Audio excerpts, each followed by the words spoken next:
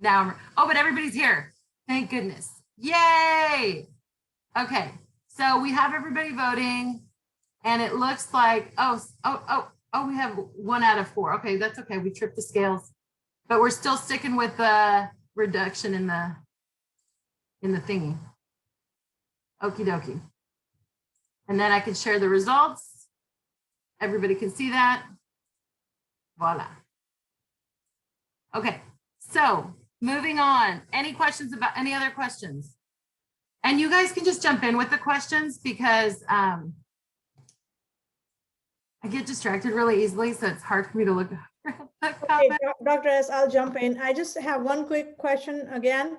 Is it okay if I email you the org chart first before submitting it and can get feedback? Like if my thoughts are aligned with yours? If I read it, I'll grade it. Oh my God, no. Okay. So, because some of you have emailed me and like a picture of it, and I'm like, it's fine. But if I read it, I'll grade it.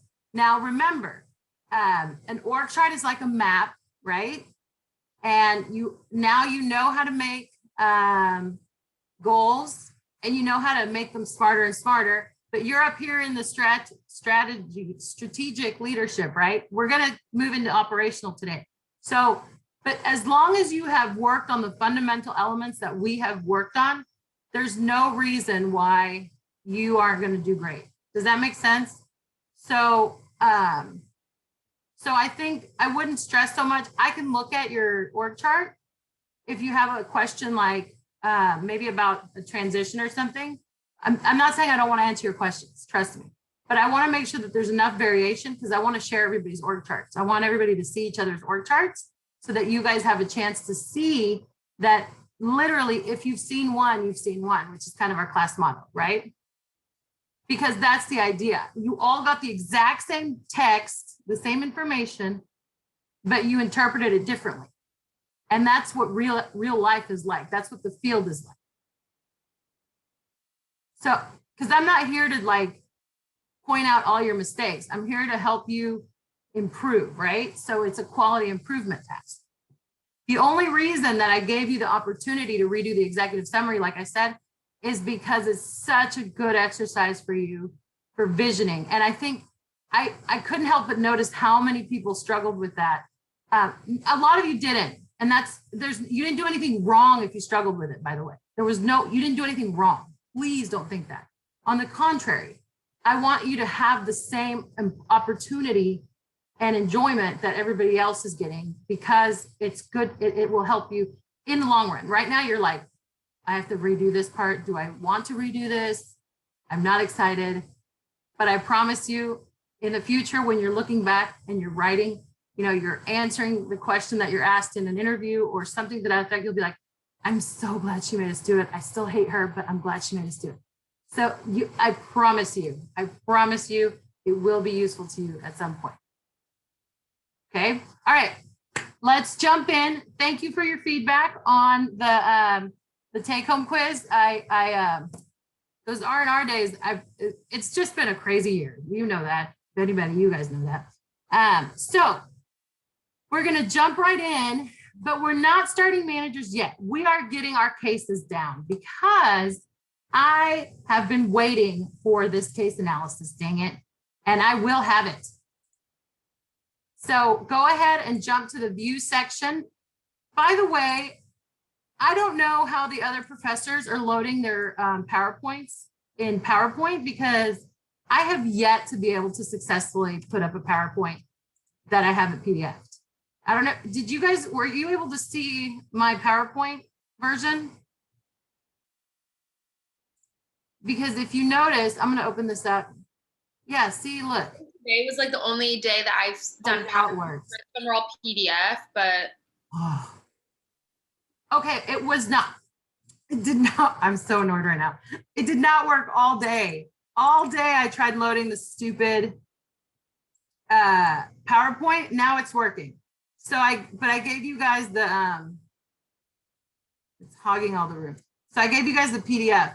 This thing was stuck on like spin cycle all stinking day. But anyway, okay, so you do have a mess PowerPoint, which is good because there's lots of definitions in the notes that will be helpful to you guys. But it's more like if you're interested in extra things. So I love the discussion today. I can tell people were out of their comfort zone. I thought that was wonderful.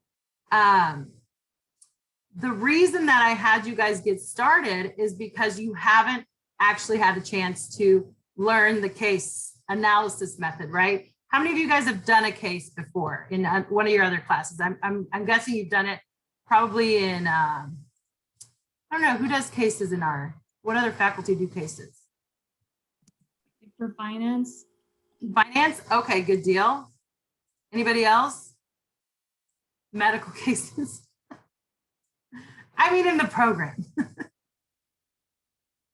Okay, so I cannot stress enough. If you didn't notice, I put up the how to analyze a case. I put it up for you guys 2 times. The reason that I did it so many times is that I wanted you to read that whole document, read it all the way through. So if you haven't, and when I'm talking about the document I'm referring to this. Can you guys see my screen? Am I showing the right screen? You can see my canvas, right? Okay. Yeah. Yes. This is the document I'm referring to. So I want you to read this. Don't just skip to the what you think is the analysis part. I want you to read this for several reasons. It explains the rationale, not just behind the case method, but also it gives you that permission I keep telling you about in terms of that cognitive bridging when you don't have all the information. So that sort of nervousness that you feel, it addresses that. So that's why this reading is so powerful. So that's why I really want you to read it very thoroughly. If you haven't yet, please do so. Not right now in class because we're chatting, but do read it, okay? So did anybody that did read it have any questions about it, about this case study method? And this is very much a copy of the Harvard Business Method. So it's nothing that's very different or unique. And they base theirs off case law. So it's all essentially the same, right? It's all about looking at an issue and then making decisions, how we make good decisions, right? And it also follows a lot of what we do in research. So are there any questions about this case method? Okay. So what I will talk a lot about and what your assignment is based on is the report. So when I refer to things, I refer to this part, the report, okay? But that assumes that you're very familiar with the previous copy, the previous elements, that you read everything very carefully. Everybody with me on that? Okay, so in the discussion for this week, you were asked to identify what the biggest problem was. Where'd it go? Right? So you were asked to give a little bit of context. And one of the other things that was probably a bit strange for you guys was to take a position, right? You must always consider your perspective. And I don't know if any of your other professors have talked about this, but whenever you address anything, and it's very specific to the case method when you're presenting a case, but in general, when we think about, you've heard the cliche, know your audience, this is the same idea, is from what perspective are you speaking? The fun thing about cases is that you literally take on that persona. You think like that person. So in economics, you're gonna think there's 4 perspectives, for example. There's society. Have you guys heard of this? The society, the stakeholder, the patient. Yes? Okay, I saw one yes, that's good. So in that respect, these are the perspectives we take. So for economic analyses or an economic case, we would think about how does this affect society? How does this affect stakeholders or shareholders? How does this affect consumers? That's it. I was like, not patients, consumers of whatever the good is, right? So for us, we think of a role or a perspective, and we think of all the different roles, right? So we think strategic leadership, we think operational leadership, We can think a manager, which can be anywhere in operational leadership or in between senior. We can think stakeholders, so to whomever the board has a fiduciary duty. And some of you I love because somebody came in as a consultant, or a couple of you did. And I was like, oh, I didn't even say anything to them about that. And they just were like, I'm a consultant. And I was like, that board has money to hire a consultant. Well done, board. So those are the ways that you can envision how your perspectives are.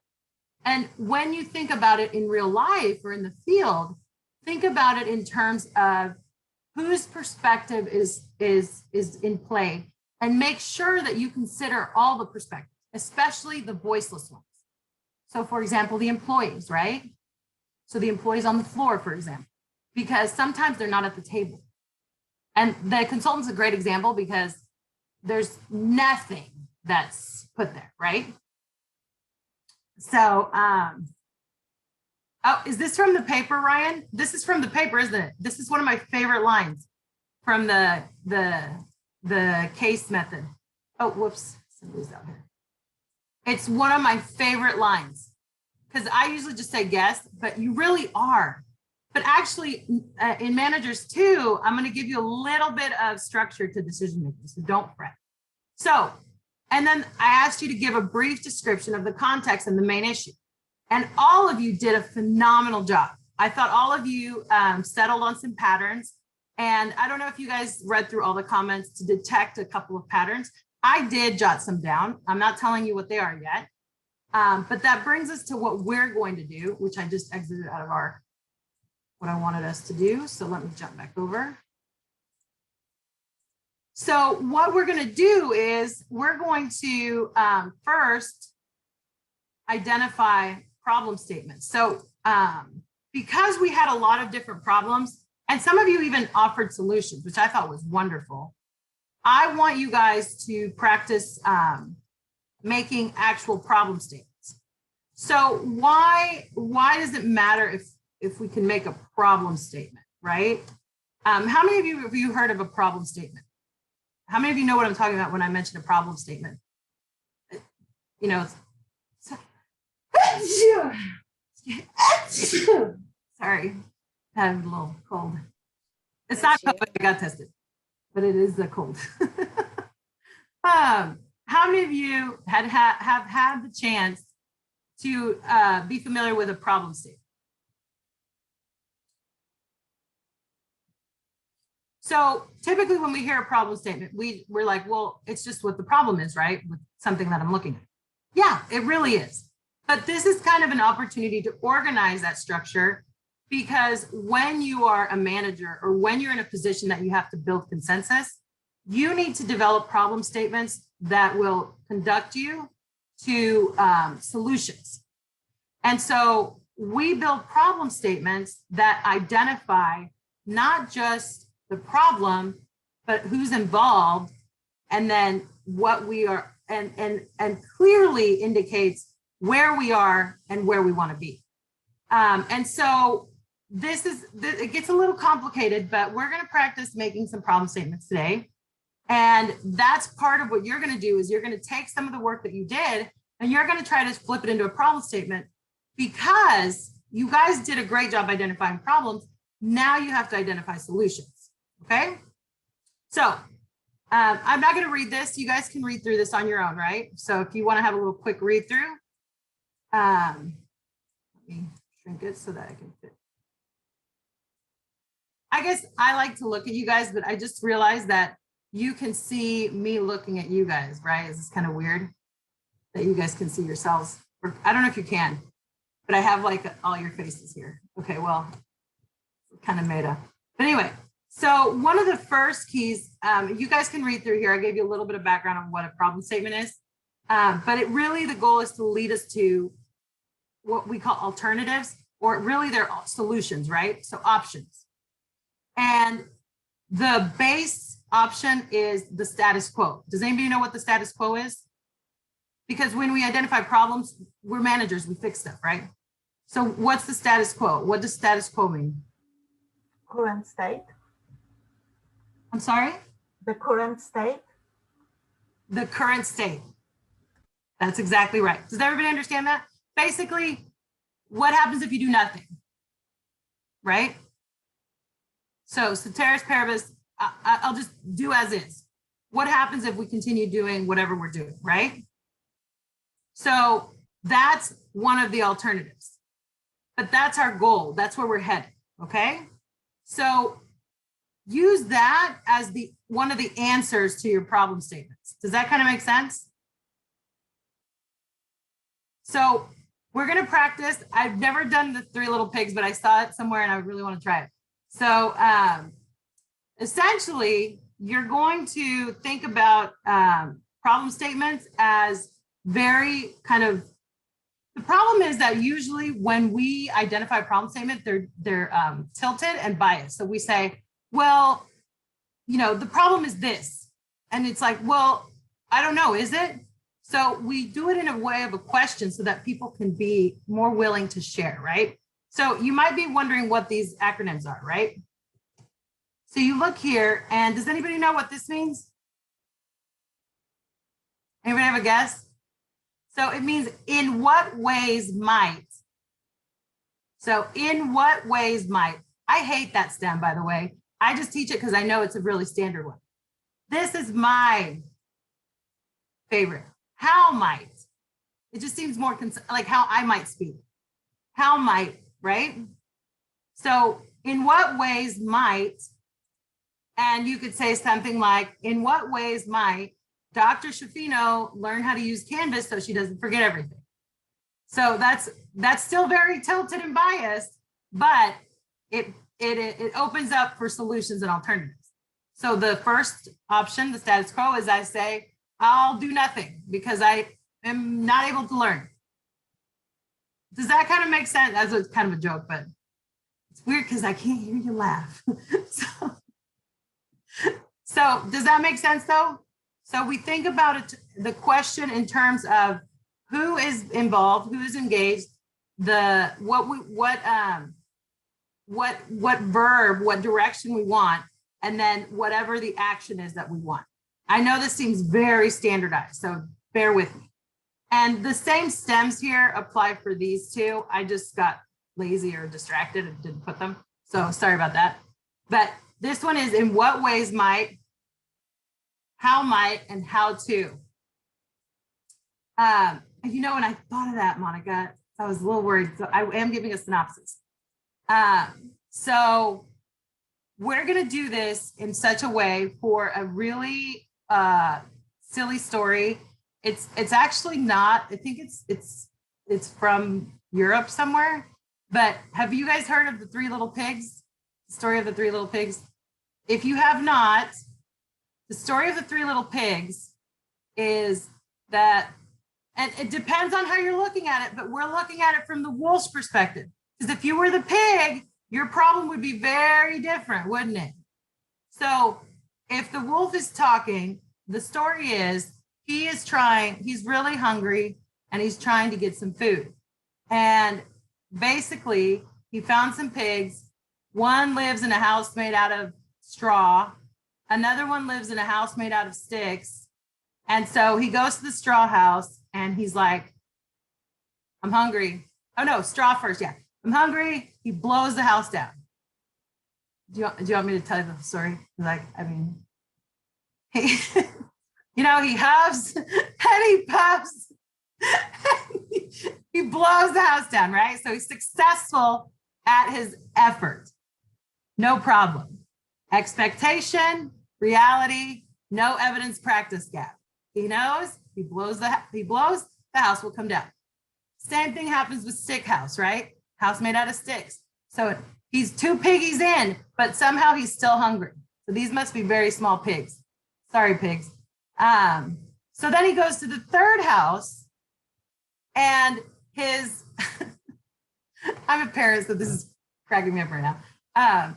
The 3rd house, however, his expectation is similar to his previous 2 experiences, correct? However, he encounters a problem because the 3rd house is made out of Brick. Brick, thank you. I'm like, something solid. brick. So he huffs and he puffs and he fails. Hence our evidence practice gap, right?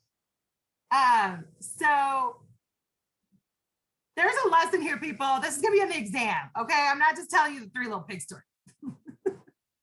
So that's where he encounters a gap. Thus, he must seek solutions.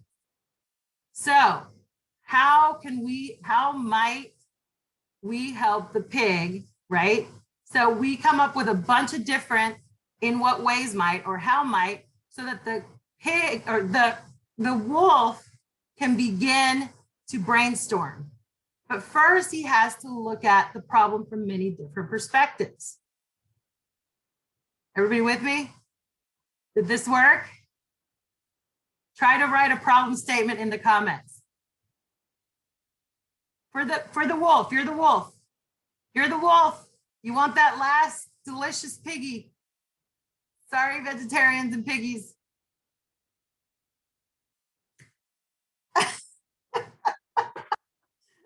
You are for class. No, it has to be in what ways might or how might.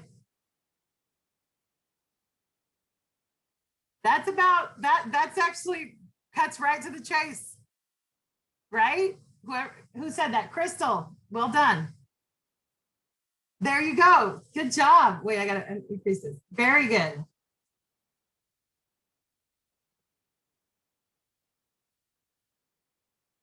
Okay, remember expectation and observation.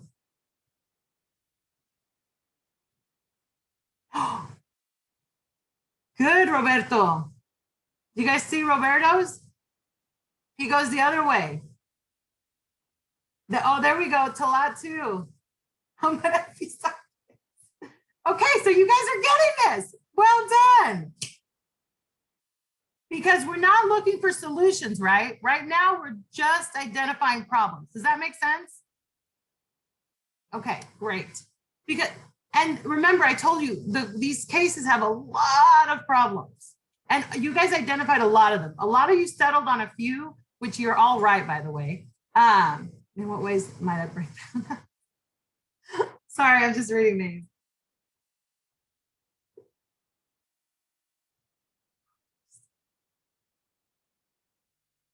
Am I going to get the breakdown? Well done. So do you see how we changed our problem perspective? So first it was getting into the house. Second was actually getting the pig to come out. So those are 2 really good ways, because now we can think of alternative solutions, because the wolf could just keep blowing and failing, right?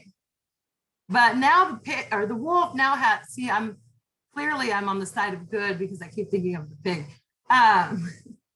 The wolf now has 2 ways to solve his problem, and he can begin to brainstorm potential solutions.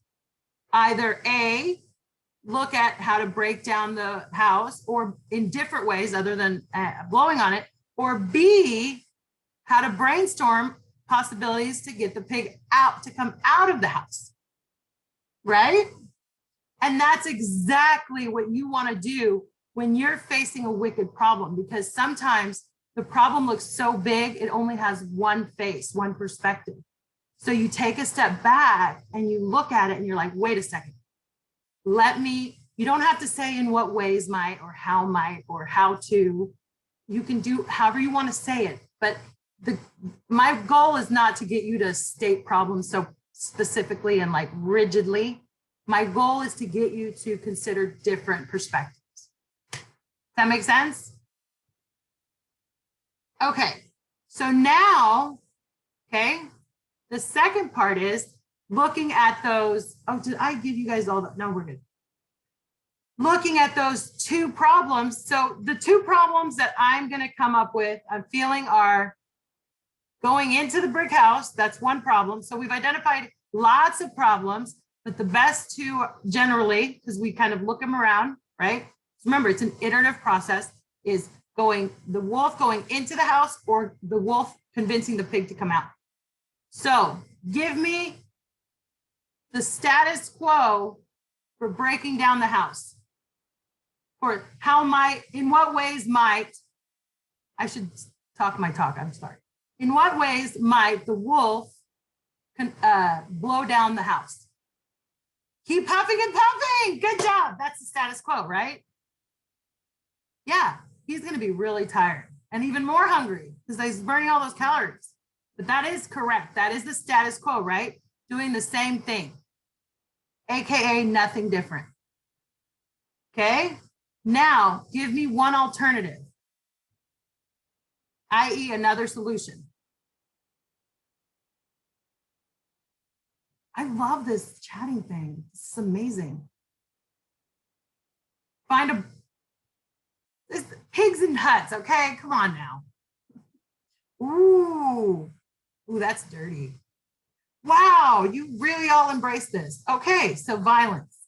We'll take it. So we have three alternatives: chimney, explosive, wrecking ball. Little.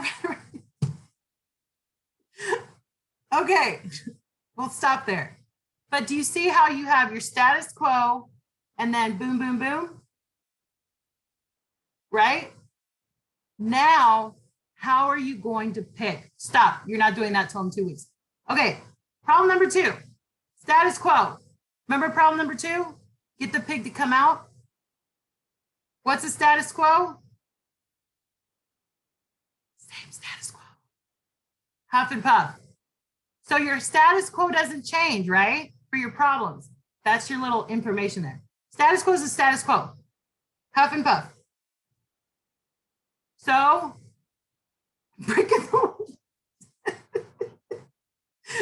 how do you get the pig to come out? Alternative 1. Brick in the window? I don't know if that'll make the pig come out though. I think it'll just terrify him. Set the house on fire. Okay, somebody had to go there. Raise their rights. Y'all are terrible. You're not wrong. Lure him out with his breath. Oh my God. I'm getting a little worried here. I feel like I should not be recording this. Corn. Okay, y'all get this. I'm going to let you go off into your groups and just call HR right now because I feel like this is it for me. Oh my God, you guys are cracking me up. I love this. But yes, so these are all alternatives, right? So do you guys understand? Status quo stays the same because you weren't really doing a whole lot of different. If you were doing several things, you could apply them to different problems, but the wolf was really, he had one MO, right? He was blowing. That's it, huff, puff. So it stays the same. But if the wolf was huffing and puffing and then talking smack, then that you could pick and say, well, this applies more to this and this applies more to that in terms of the status quo. But he wasn't. He was just huffing and puffing. So those are your alternatives. You guys came up with a ton. So now you're going to go into groups and you're going to do exactly this for your case. You're going to go back through your discussion and I'm going to split you guys up. I'm not doing your same groups. You're going to have new groups. So you have new people and you're going to, please no violence, nothing violent. This is now your management. So look at what you wrote and consider that. So try to make at least 2 problem statements in your group. Okay. At least 2 problem statements. And then for each problem statement, status quo, and at least two more alternatives. Okay. And then if you notice, these are the directions, by the way. See them right here? And I call them issues or OFIs. And then status quo, please have at least 3 alternatives. That's including the status quo. And then remember we said managers have to prioritize. So you're not going to make that decision. You're just going to think about it, but you're not telling me which one you're going to do. You're just coming up with alternatives. Okay. And so when we get back, all you're going to do is report that. You're going to report your problems and your alternatives. Does that sound good? Can everybody get that? Everybody good? All right. Okay. I'm going to push you guys out into groups. And again, you're in new groups now. Let me stop sharing. Great work, by the way. Well done. I think looks like the three little piggies work. So that's good to know. Didn't see that happening. So we'll do 5 groups. 4. Yeah, they might be a little big, but I'm trying them out. So see how you do.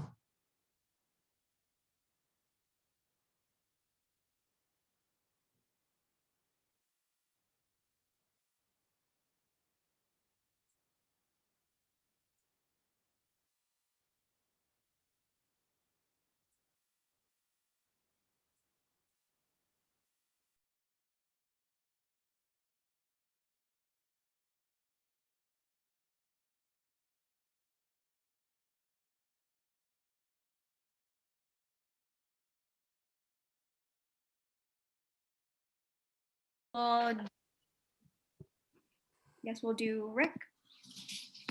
Okay, so wow, Rick was really popular. All right, I'll ask about that later. Okay, so why don't we get you started with room 1? Why don't you tell us your problem and tell us what you identified as your status quo, and then your 1 or 2 alternatives. Okay, I'm speaking for group 1. So we were Rick, who's the chair of the board. Our problem statement was, how might the board members improve communication amongst themselves? And the status quo was to kind of let the new board members continue to run the show, set the meeting agenda by responding to the issues that emerged during the rounds. One alternative that we came up with was having Rick facilitate some education and communication sessions that lead the board to improve relationships with each other and have the roles be better defined.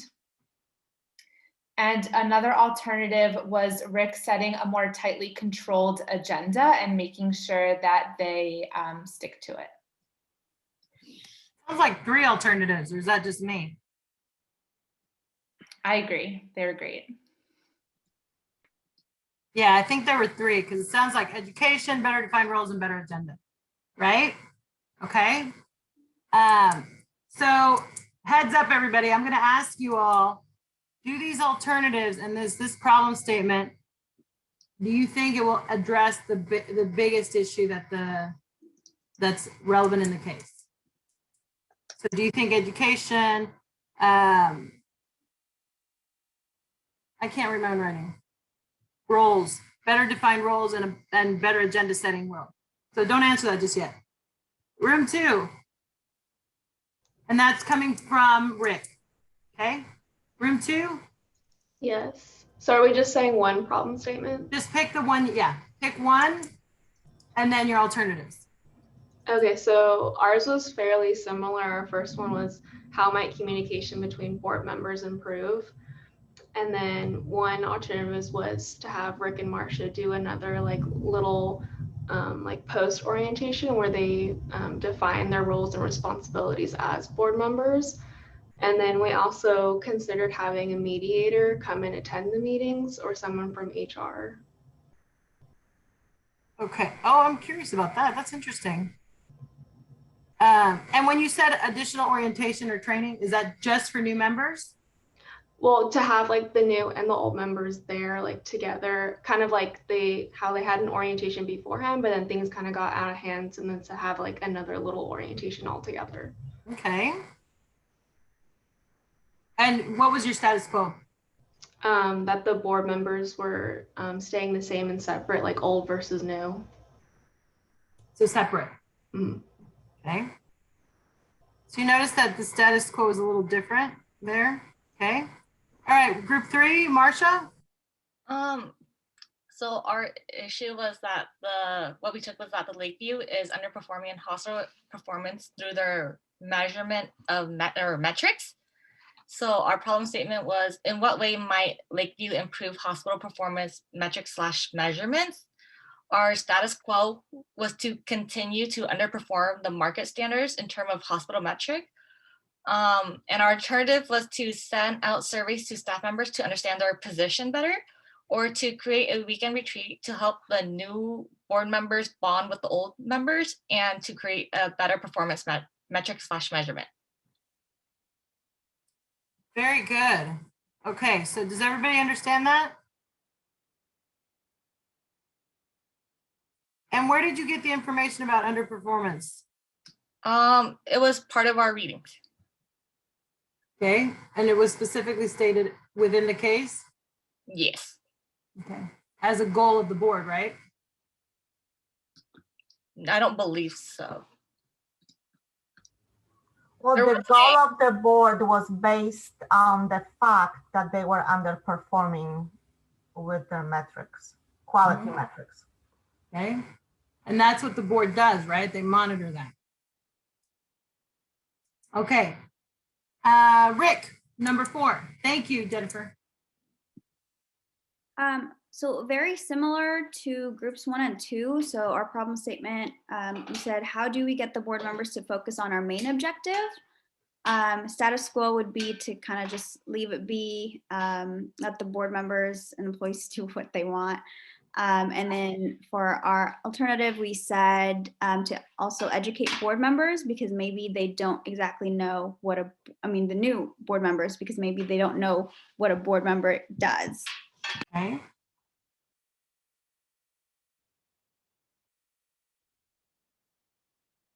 And what was did you have more alternatives or that's it? That's it. Okay. So very well done. I think everybody identified one major problem, which was communication, right? So was Marcia in another operating on a totally different plane? Or what was Marcia doing with her problem statement? How would let's pick on Marcia. We're not picking on Marcia, but We thought that, our group thought that maybe she would be focusing on kind of the employee side and talking about like creating a chain of command and saying, hey, if you guys have an issue, this is, who you would go to instead of going to a board member. okay. What is Marcia? What's her role? Is she a board member? CEO, no, she's not. She's not? Okay, Yeah. okay. She's what? She's CEO. the CEO. Yeah, but she's part of the board. So she reports to the board, right? Yes. Yeah. So she is kind of part of it. Okay, keep going. What is the board's role in terms of performance measures? They have to monitor the performance and not be so involved. And it They is, monitor, they don't manage, right? yeah. But the CEO is the one who is actually the bridge between the management and the operations. To a certain extent, yes. He carries out, but he's still not quite the bridge, right? It's the strategic leadership. So I think one of the strengths with Marcia is that she was focused on the overall board functions and goals, right? Which is performance. So that is definitely a really important one. So do you see how when we think about the wolf example, we knew that one objective was definitely looking at the blowing on the outside, but the other one that kind of emerged, the emergent need was also trying to coax the pig out. So to a certain extent, and maybe you guys had both of these problems by the way, so who knows? But the one that you guys picked, except for Marcia, she flipped it. So she said, let's focus on the performance metrics and how the new board members are associated with the board, with the underperformance. So that's a really good way to also consider problem solving and alternative identification. Because the first question will be, well, we're assuming that the board communicating better will hopefully lead to what? Better, because annoying managers is annoying, but it's not necessarily like against the law, I don't think. But it may or may not influence metrics, right? So do you see how you want to think about the goal in mind? Keep the goal in mind. What's the goal? The wolf wanted to eat the pigs. That was his goal. what was the goal? What's the goal of the board here, right? So one was the performance metrics. What was another one? And one of you stated this. I think it might have been when I went to visit your groups though. I think group one, you actually said this. It might've been group one. I can't remember now. You were saying that the board members, the old board members were doing what? They were leaving the meeting earlier, and they didn't want to be involved They're with leaving the board. Yeah. That's also a problem, right? You don't want that. You don't want that turnover. Not good board members, especially when they have that institutional knowledge.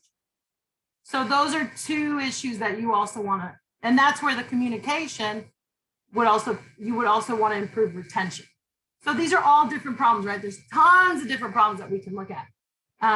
And you guys all came up with a lot of different alternatives, right?